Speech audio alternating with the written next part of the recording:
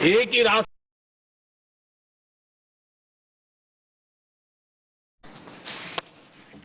आदरणीय सभापति जी, ये तो मान करके बैठे थे। उनका लोकतंत्र, संविधान के कोई लेना देना नहीं। उनको तो लगता है कि प्रधानमंत्री पद उनके परिवार की जागीर है, उस पर कोई और बैठ नहीं सकता। ये जो उनके भीतर में नफरत पड़ी हुई है ना, मोहब्बत की दुकान में जो आग भरी पड़ी हुई है ना, उसका परिणाम है। और इसीलिए कोई क्यों बैठा,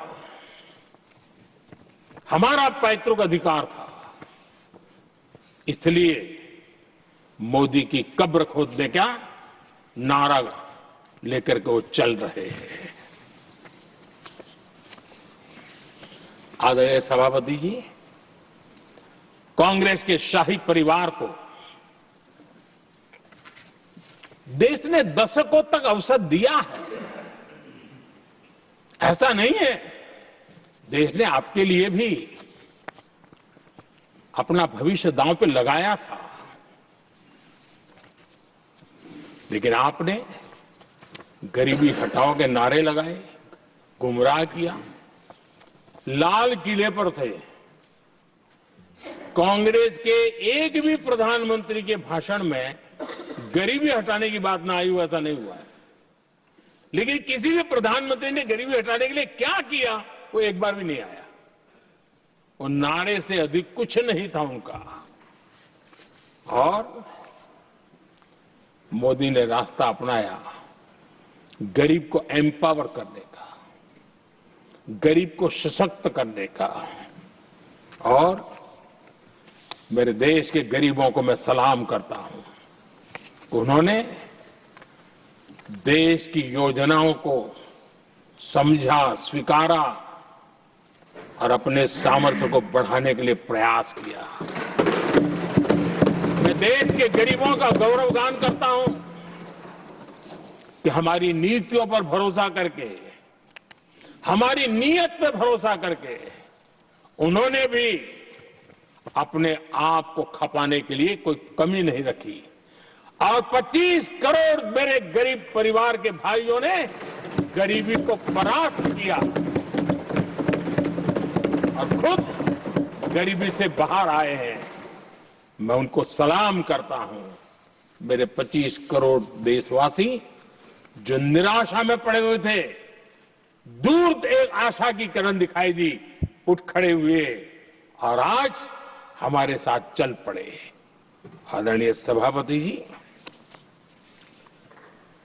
2014 के पहले ये इंप्लीमेंटेशन की बातें करते थे। हमारे यहां सैकड़ों लोग रेलवे क्रॉसिंग पर मरते थे। स्कूल की बस रेलवे क्रॉसिंग से जा रही है, 20-20, 25-25 स्कूल के बच्चे मरने की खबरें आती थी।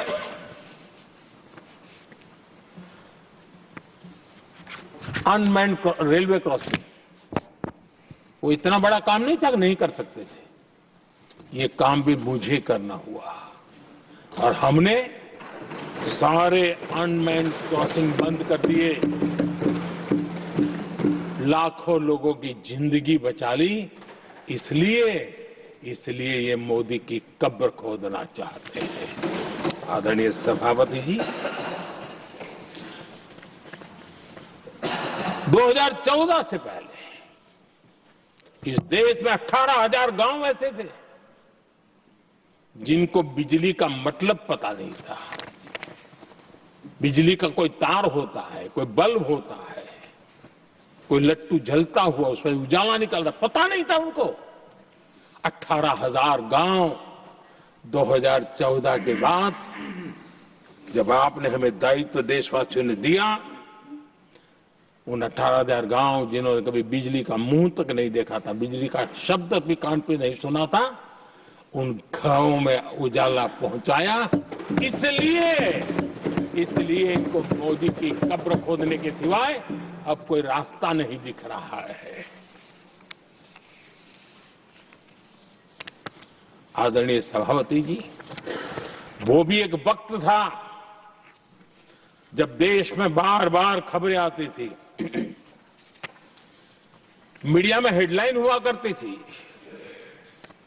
सरहद की स्थिति के संबंध में बयान आते थे, गोला बारूद नहीं है, बुलेट प्रूफ जैकेट नहीं है, बर्फ के बीच खड़ा है, बर्फ में खड़े रहने के लिए जो जूते चाहिए वो जूते तक नहीं उसके पास, ये खबरें आती थी। हमने देश के जवानों के लिए खजाने खोल दिए, देश के जवानों को जो चाहिए वो देने की दिशा में चल पड़े। और इसलिए वो चाहते कि अब तो कोई रास्ता बचा नहीं है, बस कब्र खुदेगी मोदी की, यही एक रास्ता उनके लिए बचा है। आदरणीय सभापति जी, एक बार उत्तर प्रदेश के वर्तमान मुख्यमंत्री जी ने